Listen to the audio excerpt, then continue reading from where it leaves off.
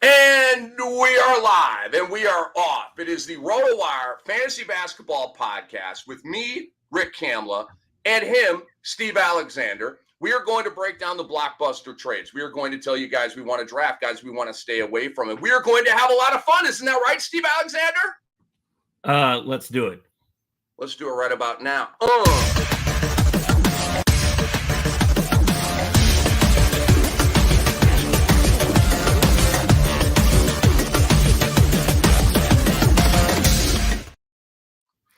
So here we are. And ladies and gentlemen, before we dive in, we've got to catch you up with the history that is being made right now. We have, as we like to call ourselves, the OGs coming together for a fantasy basketball podcast. Me and this man right here, the great Steve Alexander, a.k.a. Dr. A, have talked about doing a podcast together for years. And through the great Nick Whalen, everybody here at Fantasy and RotoWire, we're excited to be on the air together, man. So, Dr. A, we've known each other a long time, gone to school on each other's work for a long time, and here we are, dude. Dropping our bags. We got a podcast together. Let's have some fun. We did it.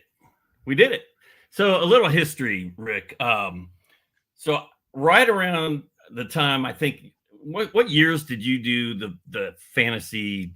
Was it the Attic? It was the Fantasy Flat. Is what we called it. Yeah, because I was big on alliteration back in the day. I don't care about it so much, but I was still in my writing zone. And so the Fantasy Flat was what it was on, what was it? Why am I blanking on this? Gatorade Virtual GM was the name of the show. Fantasy basketball show on NBA TV. I did that for 10 years, Dr. A. Okay, so sometime around 99, 2000 was around the time I started watching you. And I was watching it every night. Once I found it, I was like, this is unbelievable. There were no fantasy football shows back then. There were no fantasy baseball. There was no FanDuel. There was no DraftKings. There was nothing. There was a magazine you bought in a drugstore, right? You could choose from like 3 of them.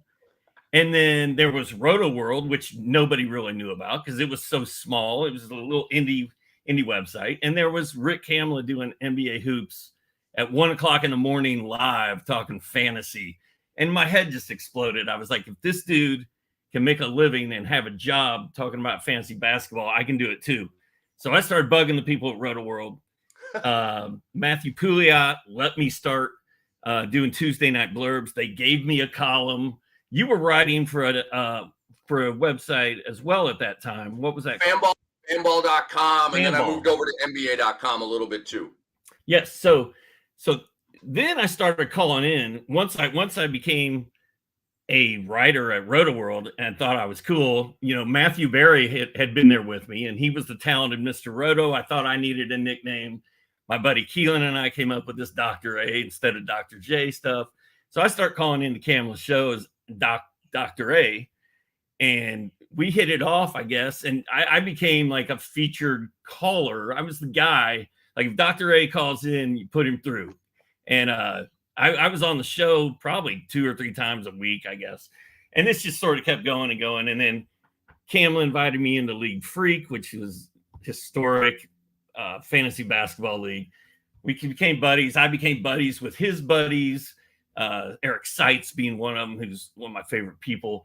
And so time went by. And one day out of the blue, Kamla's like, hey, dude, I'm moving to Georgia, but I really don't have a place to stay until I get an apartment.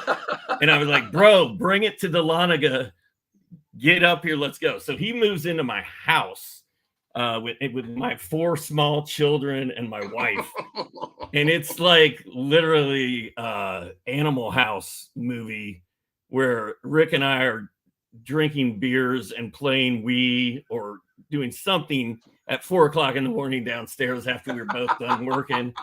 And we'd get up at noon. He'd go to Atlanta and work. And then we do the whole thing over again. It was like 3 months.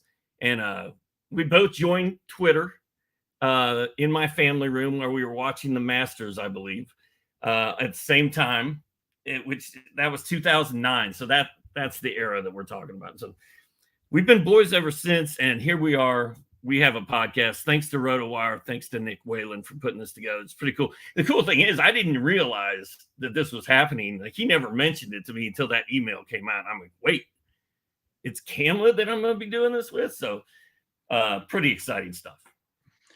It's extremely exciting stuff. So as we were doing that fantasy basketball show and popularizing fantasy basketball and getting good feedback along the way, I'm not bragging, just saying Kevin Garnett, Shaquille O'Neal, like some of the absolute biggest stars in the NBA. I'd see them on the road and they'd come up to me and like, I watch your show, like you're a freak, you're crazy, you're nuts. And I'm like, these are all compliments, man. But Steve's blurbs on RotoWorld were, to a degree, the lifeblood of that show. Obviously, I had my takes watching the games and all that kind of stuff. But in terms of the injury stuff and just all the detail, it literally was a lot of fuel for that show. Steve Alexander's blurbs on RotoWorld. And so we brought it to a beautiful boil together. We have hung out. We have seen concerts together. We lived together for a moment. We have partied our faces off together, and we're dear friends. And now we're doing a fantasy basketball podcast together on RotoWire, and it is amazing. And now we use RotoWire NBA news blurbs, don't we? We do. I don't anymore, but obviously it's where Steve came from, and we're psyched to be here, obviously on the RotoWire platform. So. Let's break down Dr. A, some of these blockbuster trades, man. And let's start with Damian Lillard going to Milwaukee. And I want to ask this question. Is Damian Lillard still a first-round pick? He has a ADP of 10 when I go to Fantasy Pros here. And while I could still understand Dame being a late first-round pick, people out there, Steve, you're not going to get the same numbers from Dame, okay? He was 32 points per game last year. I believe third in the league in scoring, career high for him. He had a 70-point game last year. That ain't going to happen, okay? You're in Milwaukee now. You've got mouths to feed. You've got Giannis. You've got Middleton. You've got Lopez. Portis is going to be out there. You're going to be kicking out to three-point shooters, Connaughton and Beasley. And obviously he's going to score. But Dr. A, the question is, how much is he going to score? I don't really see Giannis coming down much. I think he's going to still be a 30-point per game scorer. I could see Dame sliding to like 28, 27. We're talking about a 4 or 5 point dip off of last year. So he's still going to give you about 7 dimes. He's still going to give you about a steals. Never been good in that category. 3+ steals. But I just want to warn people, man, you are not going to get the Portland all to himself and all the usage rate, all the shots that he wants. So are you still viewing Damian Lillard as a first-round pick? Yeah, I am. He's gonna lose some scoring, but 28 is still a lot of points. He's still going to be one of the top scoring point guards in the league. Point guards are where it's at in fantasy these days, I feel like.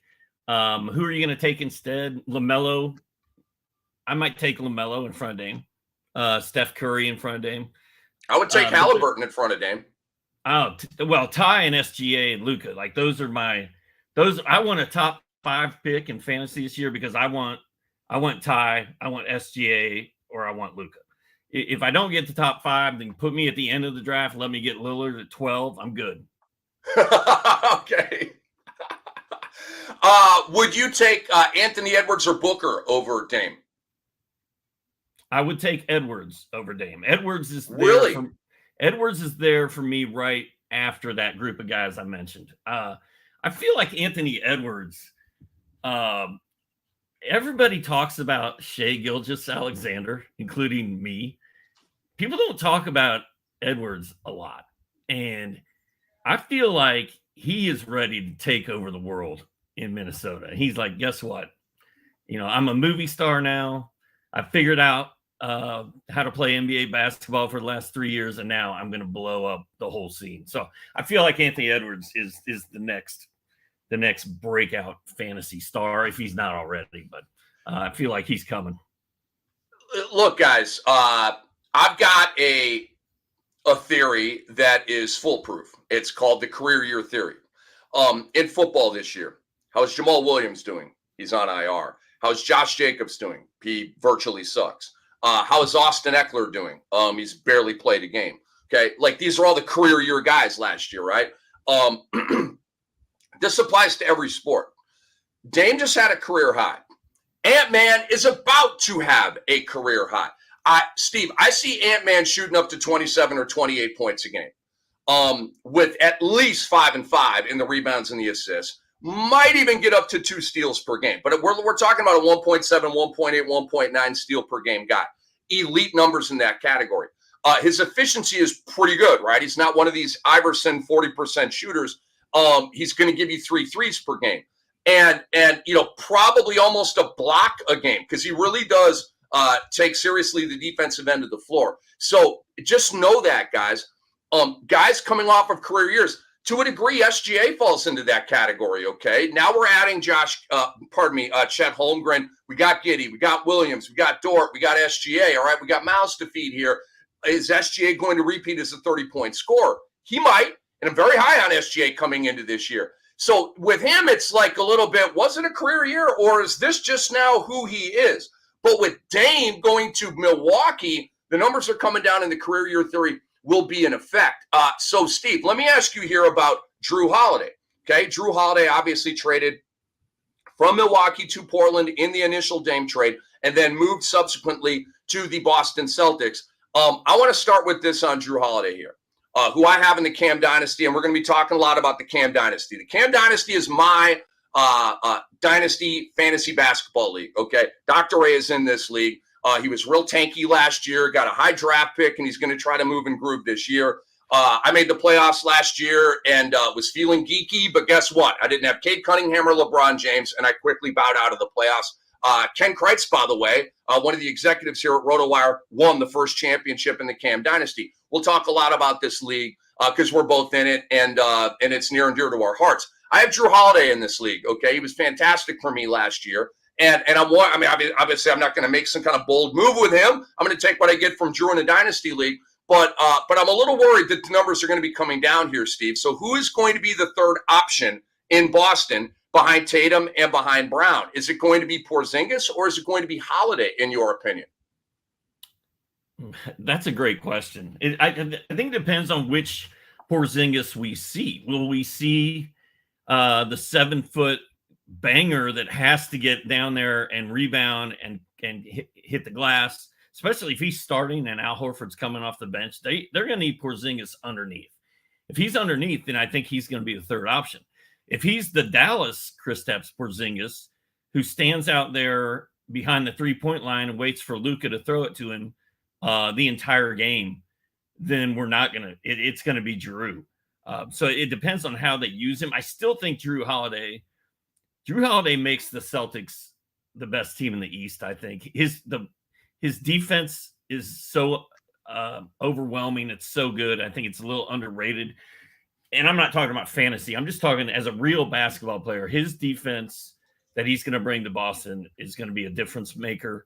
As far as fantasy goes, is he going to take a hit? He is, because Jaylen Brown and Jason Tatum are both better offensive players than Chris Middleton is. Porzingis is going to need the ball. Derek White is going to need the ball. Al Horford's going to need the ball at times. I think Jrue's going to take a little bit of a hit, but he makes the Celtics the best team in the East. I agree. A couple of things I disagree, though. I think Jrue Holiday is going to take a hit. He's not going to take a hit probably in assists, probably not going to take a hit in rebounding, probably not going to take a hit in steals. Scoring. I just don't see as many shots.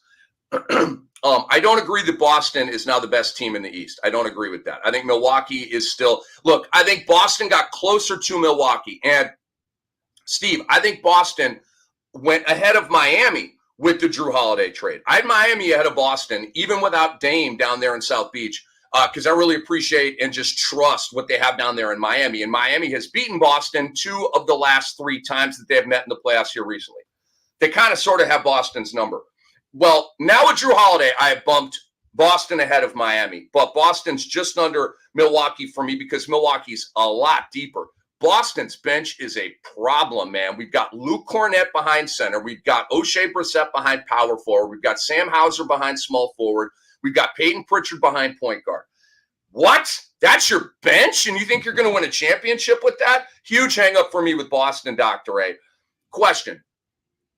I think Derek White's going to come off the bench. I think they're going to start Horford and Porzingis with Tatum at the 3, Brown at the 2, and Holiday at the 1.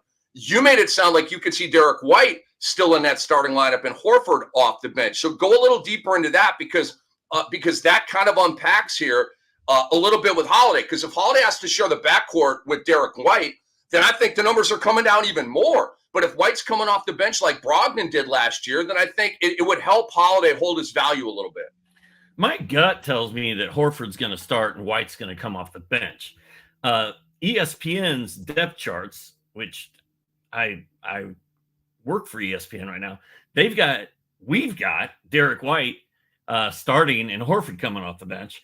So, I mean, I think that's it's very subjective at this point. It's up to whoever's putting that depth chart together. If I was writing one, I could see me going either way, depending on what day it is. But my gut tells me Horford's going to start, even though he's what, Rick, like 49, 50 years old. I think Horford's going to start. I think Derek White, I think we can pour one out for Derek White because until this trade happened that landed Jrue Holiday in Boston, Derek White was my super sleeper. Me too. Magic pick of the draft. Like he was going to be such a fun fantasy player. Maybe he still is. I don't know. I doubt it. But I kind of think I think they're going to try Porzingis at center, and then they're going to be like, this guy just wants to shoot threes, and he's not throwing his body around. He's not a banger. We need Horford in there to hold this thing down. I think that's what's going to end up happening.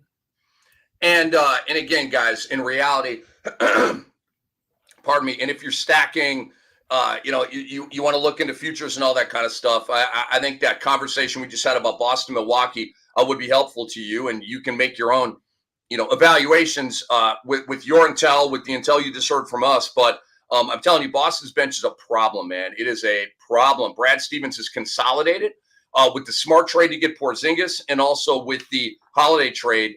They've consolidated, but they have 6 dudes right now, and maybe some of these other guys rise, but I haven't seen it yet. Now, Deandre Ayton, Steve, it's Rick Kamla, Steve Alexander. We are the OGs, and this is the RotoWire Fantasy Basketball Podcast. DeAndre Ayton going to Portland. I freaking love this. If I had DeAndre Ayton in dynasty leagues, and I don't, why don't I? Well, because he doesn't hit threes and he doesn't block shots. I'm obsessed with those categories in reality and fantasy. You can't win without those categories, okay? It's still a hiccup of mine with DeAndre Ayton. But now he's going to Portland, Steve. He has a chance to be the number 1 option. So is that going to be Anthony Simons or DeAndre Ayton? I think it's going to be one of those two guys. Scoot Henderson won't be the number 1 option right away as a rookie. He'll be very good. But DeAndre Ayton's ADP is 55 right now. Steve, I think that's too low, man. I'm not looking at DeAndre Ayton as a 5th-round pick. I'm going to an ADP list right now. Let's look at some of the guys around him. Walker Kessler is an ADP of 56. I really like Walker Kessler. He's going to block a ton of shots. I don't know if I would draft him over DeAndre Ayton. I think there's more upside with Ayton here. Kessler obviously has Kelly Olynyk to worry about. They got a John Collins is there now. You still have Markkanen. They got a bunch of dudes in the front court.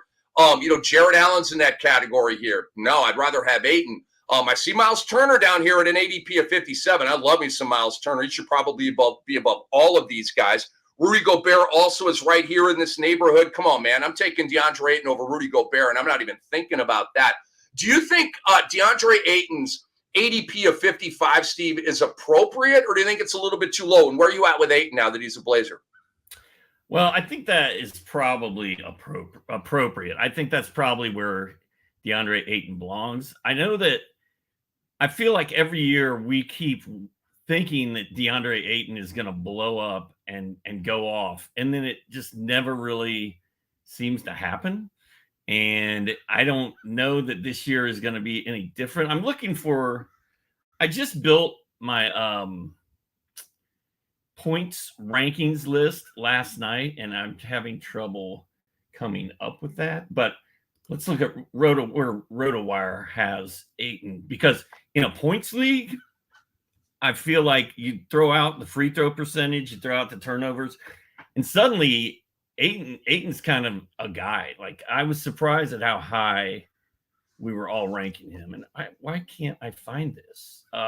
Anyway, I'll find it when you're talking. But I like DeAndre Ayton. I think Phoenix fans are glad he's gone. I think once he's gone, and he is gone, they're going to be like, okay, maybe that wasn't so bad. Like, why did we hate DeAndre Ayton so much? Because I think good centers are kind of hard to find. And I think they're going to miss Ayton when he's gone. So I agree with you. I'm not going to reach for Ayton and take him in like round 2 or something crazy. Rick, points league, RotoWire rankings, DeAndre Ayton, 14th. Holy cow. 14th. That's why I couldn't find him. He's right there with Anthony Edwards and Holy Steph cow. Curry. I can't go that high. I can't go that high. I'm not going that high either. But I can't. I can go in that neighborhood. I can't go quite that. I mean, I'd have to see some of the other guys around there, Steve, but that seems kind of like freakishly too high for DeAndre Ayton. And I am high on him. But and he's much lower. Overall, early second round, I don't feel comfortable lower with that. in a categories league. He's ranked much differently in categories. So I found that interesting. To me, if I'm in a points league and I can get Ayton at like 25 to 35, that seems like a reasonable range. I think the numbers from, the last couple of years and the projections are what built this list. So it's interesting. It's a little higher than I saw him coming as well. I do think Ayton's going to be a 2010 guy this year for the first time. He's been 18 and 11. His second year in the league, he averaged 1.5 blocks. I think he could get there, right? Motor has been an issue for him. We know this. Why has motor been an issue? Well, because he rarely gets the rock. You got to share with Booker and Paul and Durant last year. And we know just the human nature of it. When a big man's not getting the rock, he doesn't bring it on the defensive end as much as when he's getting the rock. It's just human nature. But Steve, let's move on here in the OGs and the RotoWire Fantasy Basketball Podcast. Are you drafting James Harden? Who, let me give the people the newsy aspect of this. The Sixers are in Colorado Springs for training camp. Harden blew off media day. He arrived on day 2 but didn't practice. He practiced yesterday, and the reports were good shape, energized, all in, and not creating drama. And it was a drama-free day with James Harden. So, Woj had this report that he was going to make things uncomfortable. That didn't come to fruition. I was texting back and forth with Keith Pompey of the Philadelphia Inquirer about that, and he joked that, that report didn't age well from Woj. And we had a laugh on a tweet about that. It did not, because Woj said he's going to make things uncomfortable. He absolutely did the exact opposite in his first day practicing with the Sixers in training camp. So, Steve, that's all very positive stuff as we get into this conversation here. Are you drafting James Harden? Well, let me say this. First of all, no, I'm probably not drafting James Harden because I'm just not. I'm not a Harden guy. He's old. He's injured. He's not one of my guys. But I will say this. Had you asked me about Harden yesterday, my answer would have been totally different than it is today, because yesterday, all we knew is he had blown off media day. He had called Daryl Morey a liar, and he had said that he would never play for any team he's associated with again. Yesterday, he shows up at practice. I mean, he's in practice. He's basically playing for a team that Daryl Morey is running, even though it's not a real game. It's practice, as Allen Iverson would say. But the fact that he's, playing good soldier, playing along, he's going to, apparently he's going to do the right things in order to get traded to another team, as he always does. So at least that gives me hope that Harden's going to play when the season starts or shortly thereafter. I don't know what kind of shape he's in. We don't know, what he's going to look like. But at least it sounds like he's going to play. As of yesterday, I thought he might sit out for half the season. I thought he might sit out the whole season. I thought Daryl Morey be like, guess what? You can sit out the whole year and spend the end of your career not playing. But it sounds like they're going to work it out. Something's going to happen. Like it's the last domino that needs to fall. So if I wanted to draft James Harden, I'd feel a lot better about it today than I did yesterday. So James Harden's ADP right now, folks, is at where's my man James? He should be right around here, 24. So that's I like 12-team leagues. I think 12-team leagues are definitely the way to go. And I'm trying to think here. I'm pretty sure. Wait a minute. I think Yahoo standard leagues do 12. Yahoo football leagues do 10, and that's why I don't do standard Yahoo. Just in the muck with everybody, redraft leagues. I don't do them anymore. I'm an IDP guy and a dynasty guy when it comes to football. A lot of times, if there's not IDP, it just doesn't move my needle.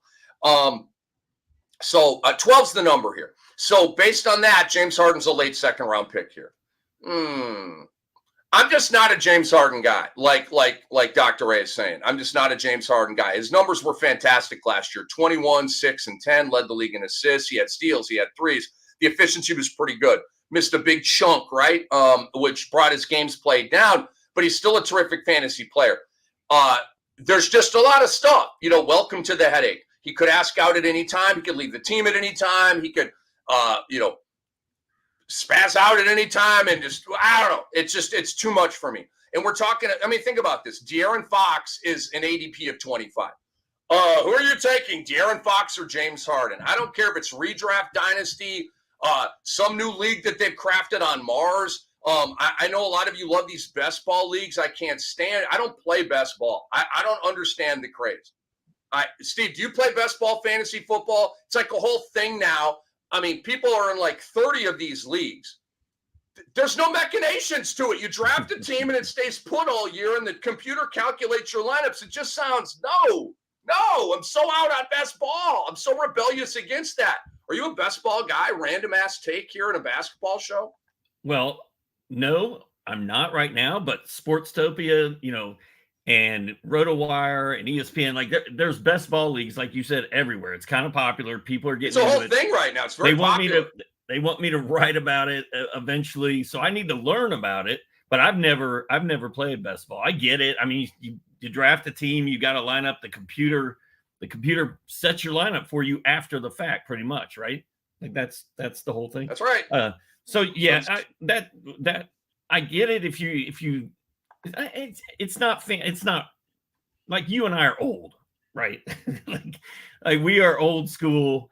We we're goats, Steve. Tell them we're goats. We were running stats. We were running stats with somebody else running my team. What is that? It's a foreign theory to me, Steve.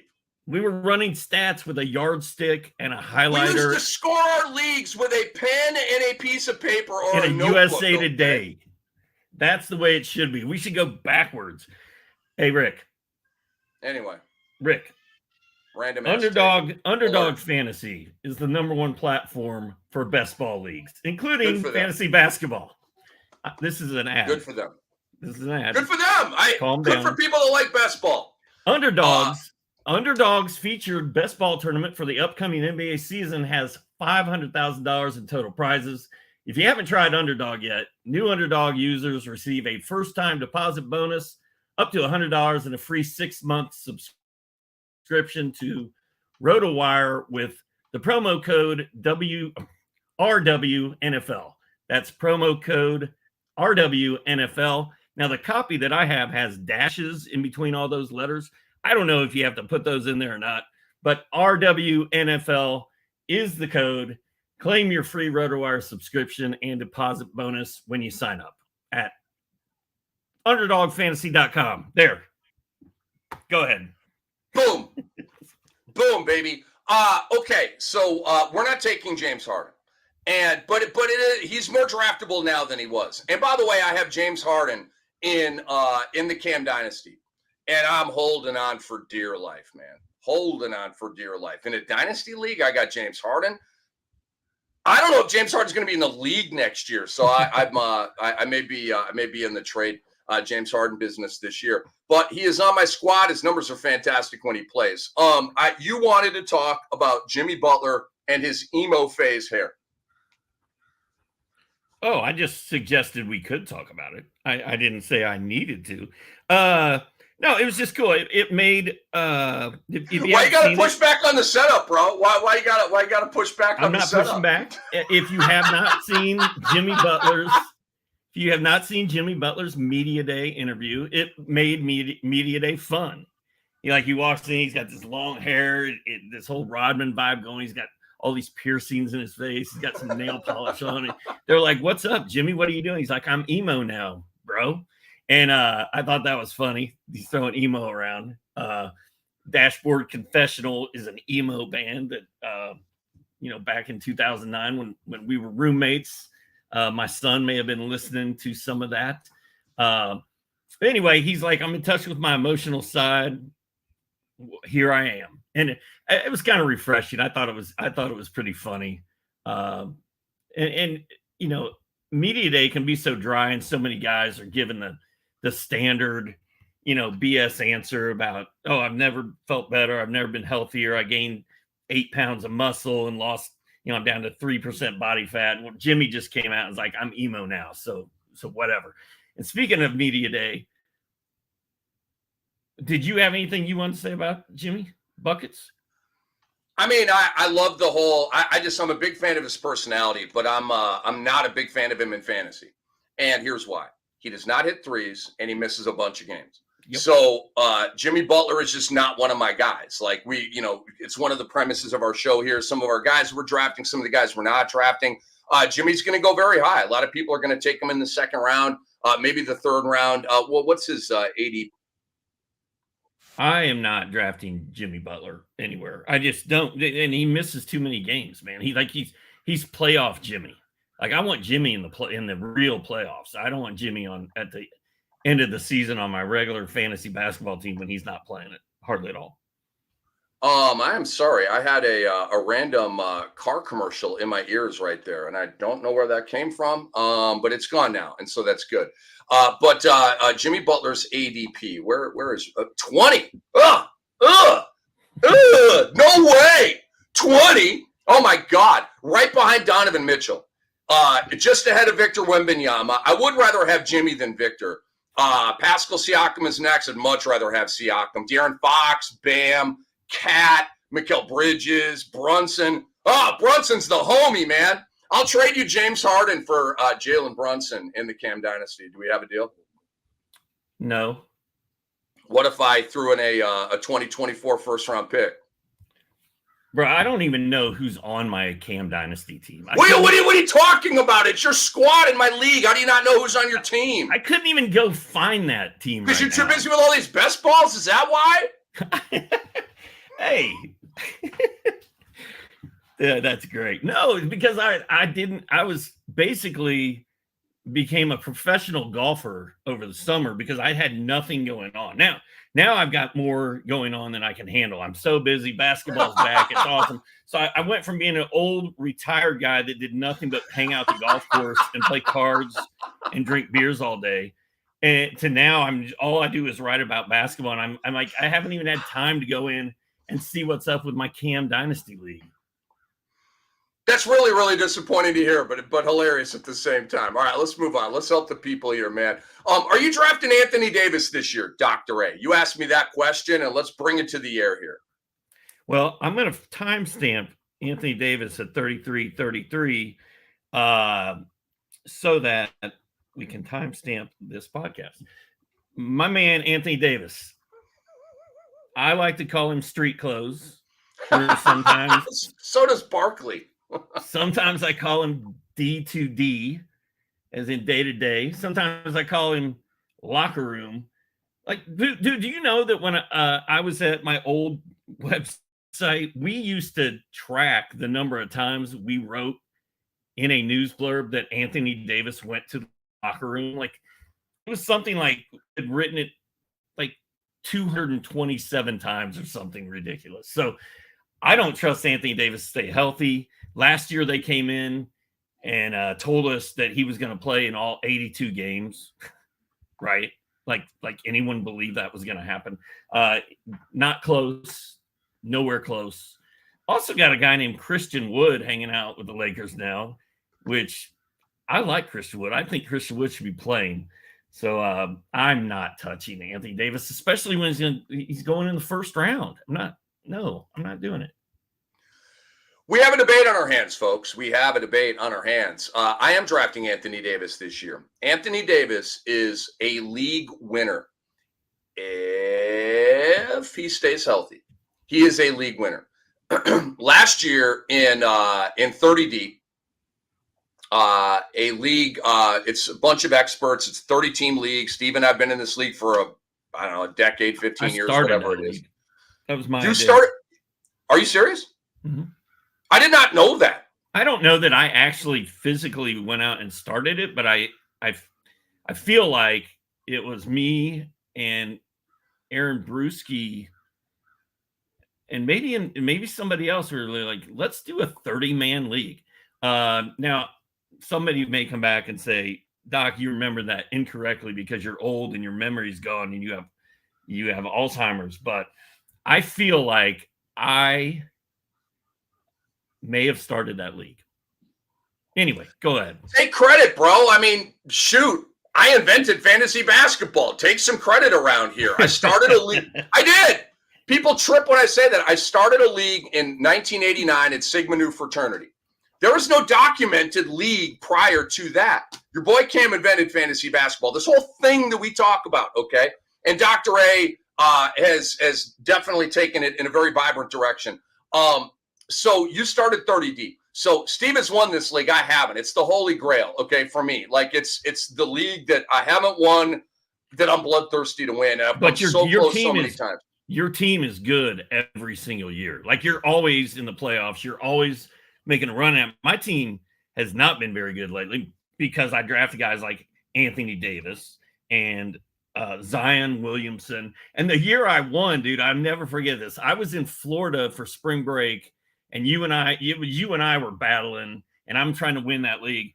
And for some reason, I picked up Jeremy Lin off the waiver wire the day before he blew up for the Knicks.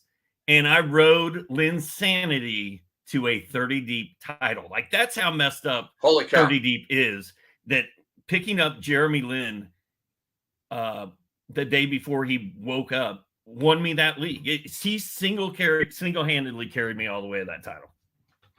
Man, I've had last year, I thought I had a league-winning team. My team was bad ass. Davis got hurt again. I had Anthony Davis on that team. I had Donovan Mitchell. I forget some of the other guys I had on the team. I had Banchero. I had a really, really good team in a 30 team. I was like 8 deep and really good. And then guys got hurt and it went away. There was a year with Yao Ming that I thought I was going to win. It didn't. There was a year with Jameer Nelson. You remember when he had that pop year when they went to the finals? Then he blew a tire and I didn't win the league. So it is what it is. Maybe, just maybe this will be the year. But I am drafting Anthony Davis this year because I don't feel great about a late first round pick. I do feel good about like a mid second round pick on Anthony Davis. If you can get him like at 17 or 18 overall, right? He falls a little bit because the Steve Alexanders are in the league and they just don't trust him. That's when you pounce on Davis. Like there's not a ton of value in Davis if you take him at 9, 10, 11, right? There's kind of only downside at that point. But think about this. Davis is the guy on LA right now. It's the whole combo. LeBron saying he's the guy, he's the number one. When is Davis finally going to turn into an MVP candidate and a Defensive Player of the Year candidate for real, where it's not just talk? This should be that year. And I kind of sort of think it will be. I'm not saying he's my pick for MVP. I'm just saying, like, it is time for Anthony Davis at 30 years old to have his cojones drop and become the number one guy for the love of God, okay? Like, God blessed you with MVP greatness, and he's already a top 75 player. Now it's time to go out there and do it. And I actually think he will. Think about this, guys. Anthony Davis is going to give you, and the games played is the question, he's going to give you 25 and 12 with 3 assists and 2+ blocks and 1+ steals and good percentages. And he's not going to hit threes. Nobody wants him to hit threes. He sucks at that now. But I am taking Anthony Davis. And obviously, crossing my fingers, but I am a guy that is in on Anthony Davis this year, and Dr. A is not. Dr. A, I have another question for you here. As we continue the RotoWire Fantasy Basketball Podcast with the OGs, Rick Kamla and Steve Alexander, is Mikal Bridges really worth a second-round pick. Talk to me, my friend, on Mikal Bridges, who had a fantastic stat line last year with after he came over to the Brooklyn Nets, and I'm rather high on this young fella. He is at 28 ADP right now. Where are you at with Mikal Bridges? Hey, do you have him pulled up? Can you tell me what dates he was? What date he got traded last year, or when he started? It's in his game log. When he started at Brooklyn, because that's an important piece of this puzzle. Well, let me what I can do for you. Let me go to his splits here, and I'll tell you. I don't even need to go to the splits; it'll just be right here. His numbers with the Nets in 27 games: 26, 4.5 rebounds, 2.7 assists, 1 steal, 0.6 blocks, 2.5 threes, 48% from the field, 38% from three, and 89 from the line. That's an amazing stat line right there. Yes, and I believe that when you calculate his basketball monster ranking, just over the time he was in Brooklyn, he comes out to like fourth round value. Okay. Can he play any better than he played for Brooklyn last year? I don't know that he can. That's what I just read was only a fourth round value. That's why. Is that based on averages or totals, right? I could understand if that's a 27 game total thing, but if those averages are fourth round, I find that hard to believe. I mean, we're a little light in the rebounds and the assists here, but we're at 26, we're at 1 steal, we're at 2.5 threes. We got really good efficiency. I don't know. That just sounds weird to me. Well, I'm going to calculate it out here in a second, but if that is true, if what I'm saying is true, which I'm trying to verify that everything's moving kind of slow. Yeah, Dr. Ray, let me give you the date right now. His first game with Brooklyn was Feb 11 was his first game with Brook. Yeah, so let's pump that into this. And I apologize for the dead air. Anyway, I love Mikal Bridges. Go ahead. I love him. I just don't know that I can take him in the second round. It seems like he was such a fun player last year when he was not expected to be. And then to try to take him that high, he's going to have to play out of his mind the entire season, which he will play the entire season. That's what I like best about him is he doesn't miss games. He cares more about playing in every game than he does. The only other thing he cares about more than that is winning games. So that's pretty cool that he cares that much. But I want Mikal Bridges in the third or fourth round. I don't want to spend a second round pick on him. So, Dr. Ray, I agree with you here. I definitely agree with you. I'm actually looking at this, and if we're basing it on a 12-team league, I'm not even sure I like Bridges in the third round here. I would take Karl Anthony Towns over him. Obviously, it's a dice roll with the injuries, but when he's right, oh my God. Think about this. Like for years, Karl Anthony Towns was a top 5, top 7, top 8 pick overall in fantasy basketball. Now his ADP is 27. Oh, is there value there with Karl Anthony Towns? Again, it's a dice roll, kind of like with Anthony Davis. Fox, Bam Adebayo, Siakam, Brunson, Jaylen Brown, Jaren Jackson Jr., DeJounte Murray, who I'm very high on this year, right? Julius Randle. And, I'm kind of getting into some guys here where I may take Mikal over them. He feels to me like a late third, early fourth round pick. And I'm an appreciator, but that's the best I got. All right, so just to clarify, go ahead. I looked it up. I've got the dates pumped in. Mid third round value last year with a date range of February 11th till the end of the season. So his time in Brooklyn, even when he was completely balling out, was third round value, which means he needs to average 30 points this year. He needs to get more steals. He needs to hit more threes to get up into that second round value. He's being overdrafted. I agree. And that's very helpful for you all out there on the RotoWire Fantasy Basketball Podcast. All right, Dr. A couple more things to hit on here before we get out of here. Is Miles Bridges a league winner? Miles Bridges, of course, with the domestic issue and the off the court stuff, he's going to begin the season on the suspended list. He will come off suspension, and when he does, he is in a very, very crowded forward situation in Charlotte with PJ Washington, who just got paid, Brandon Miller, who was just drafted number 2 overall, and Gordon Hayward, who is a man without a team right now in an expiring year at $31 million and desperately in need of a trade out of Charlotte. So not only do we have the off-the-court baggage, we wonder if he's going to start or come off the bench. We also have a glut of forwards in Charlotte right now. So is Miles Bridges a league winner for you at an ADP of 105, Dr. A? Well, PJ Washington is more of a glue guy for me, right? Like he's just a power forward center, big man that is serviceable, never going to blow it up. I don't think Charlotte's going to be like, man, we got it. They paid him. There's no doubt they paid him, but I don't think Charlotte is going to feel pressure to make sure PJ Washington gets his 35 minutes a night. So I'm not too concerned about that, although I probably should be.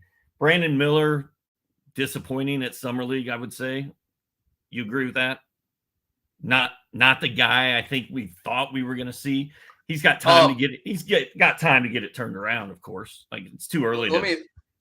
Continue going. Let me circle back to B Miller, because I got a little something to say about him. Keep going.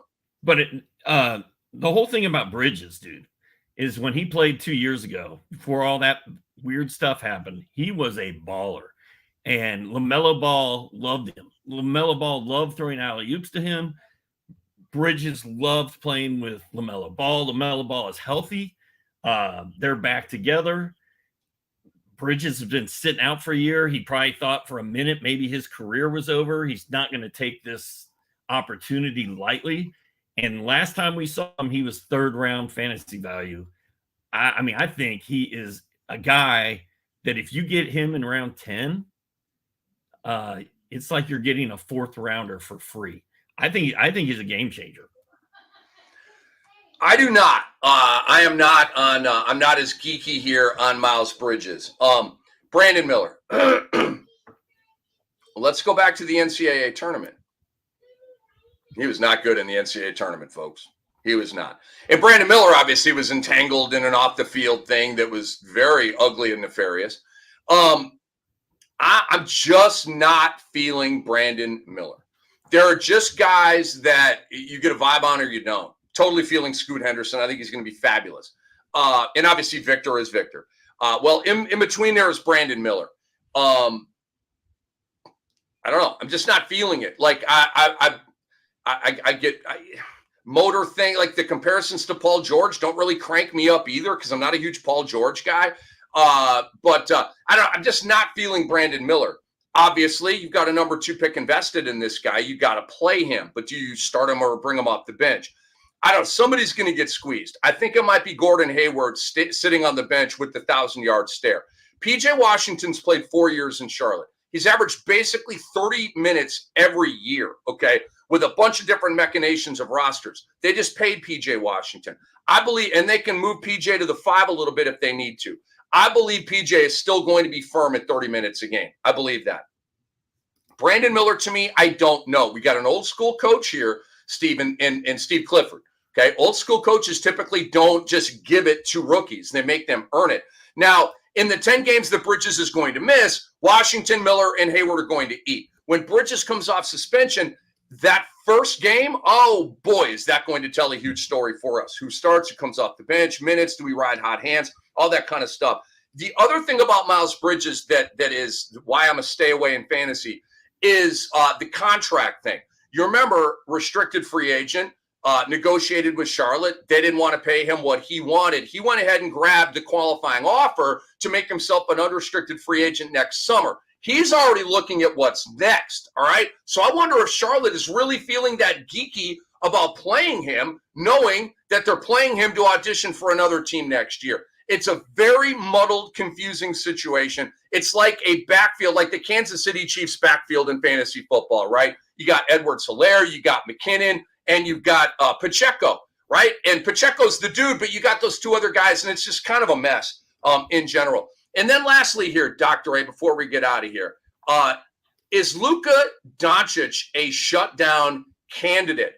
You and I debated this a little bit when we talked yesterday on the phone. Let's bring it to the air here, man. Do you feel like the great Luka Doncic, who you're always super high on, is a shutdown candidate this year? I don't know that I would use the term shutdown candidate, but my buddy in Australia, B-Dub, and I did a podcast the other day, and he was kind of like, man, I don't know about your guy Luka this year. Like Dallas, it's Luka and Kyrie, right? And a bunch of guys. I don't think they're going to be that good of a team. I mean, they miss Jalen Brunson more than I miss my son that lives in Japan right now. Like the Dallas and Jalen Brunson thing was very painful.